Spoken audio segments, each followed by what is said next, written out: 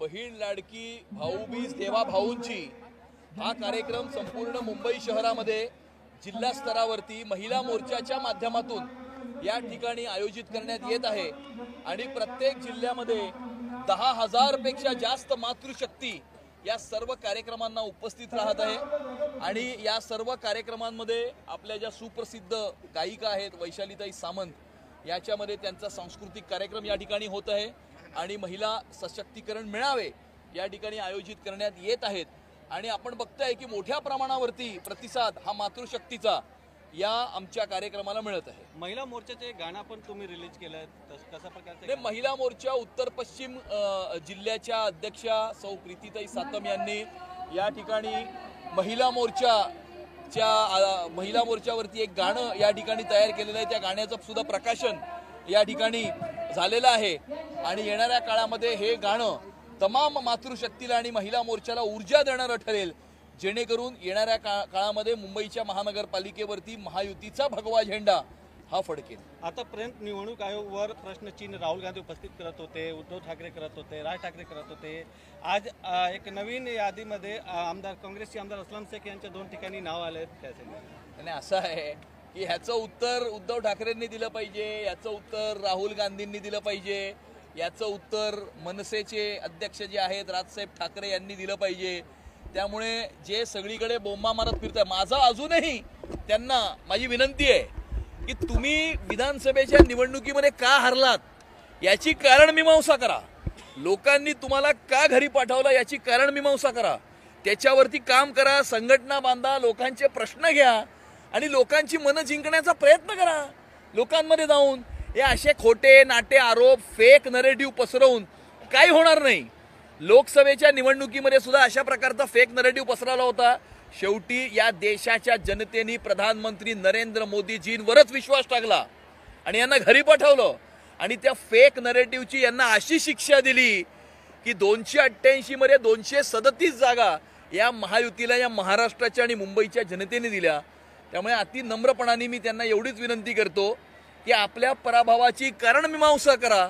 तुमच्यासाठी आणि तुमच्या संघटनेसाठी आणि तुमच्या कार्यकर्त्यांसाठी ते चांगलं राहील. उद्या वंदे मातरमचा कार्यक्रम आहे, त्याच्यामध्ये अबू असीम आझमी यांना निमंत्रण करणार आहेत. नाही, नक्कीच आम्ही त्यांच्या घराजवळ, म्हणजे त्यांना जास्त त्रास होऊ नये, यायला जायला ट्रॅफिक लागू नये म्हणून त्यांच्या घराच्या बाजूलाच आम्ही वंदे मातरमचा कार्यक्रम आयोजित केला आहे आणि त्यांना मी पत्र पाठवलंय.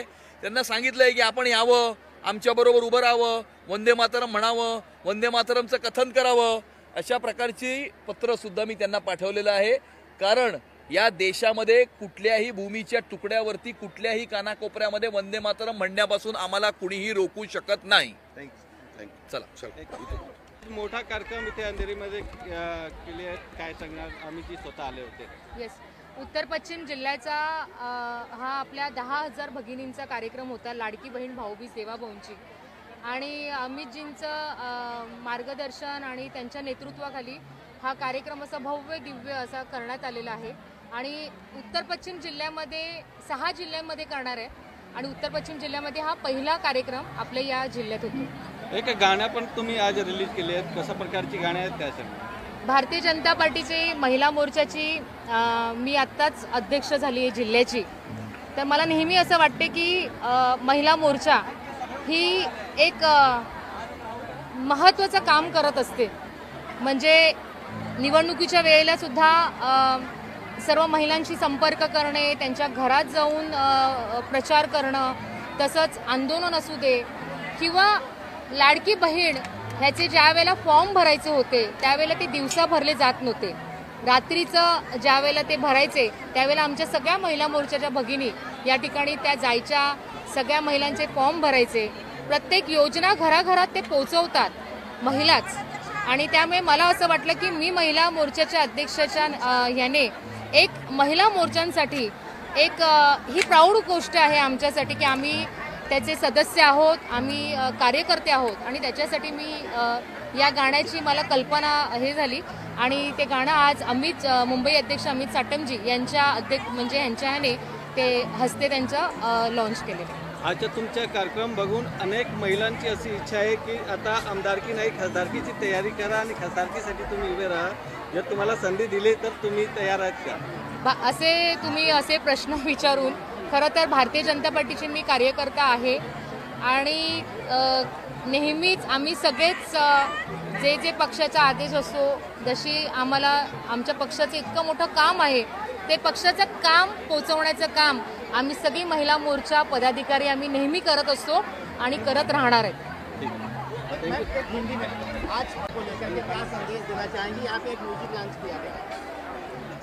आज उत्तर पश्चिम जिला में आपने देखा होगा कि 10,000 भगिनी का लाड़की बहन भाऊबीज देवा भाऊजी एक कार्यक्रम बड़े इसमें पैमाने में हो गया. और मैं अमित जी के हमारे मुंबई अध्यक्ष अमित साटम जी इनके नेतृत्व में ये कार्यक्रम जिला में पहले हुआ है. यहाँ पे आपने देखा होगा कि हर एक महिला यहाँ पे ऑर्केस्ट्रा का आनंद ले रही है, नाच रही है। और जो भाऊ बीज का त्यौहार रहता है वो खुशियों का रहता है। और आपने देखा होगा कि यहाँ पे यही त्यौहार भगिनी के जो कर रही है। गाने के बारे में बताइए, गाना रिलीज हुआ और किस तरह का गाना है, क्या सीख मिलेगा इसका? ये महिला मोर्चा का जय जयकार का गाना है। ये हमारी महिलाओं की भगिनी की जो शक्ति है ये गाने में उसमें दिखाई दी है। और हमारी जो महिलाएं, हमारे जो देवा भाऊ ने, जितने भी महाराष्ट्र के मुख्यमंत्री हमारे देवेंद्र फडणवीस जी ने जितने भी योजना हमारे लिए लाए हैं, वो योजना कैसे है, क्या है, वो सब गाने में, इस गाने में है। ठीक है।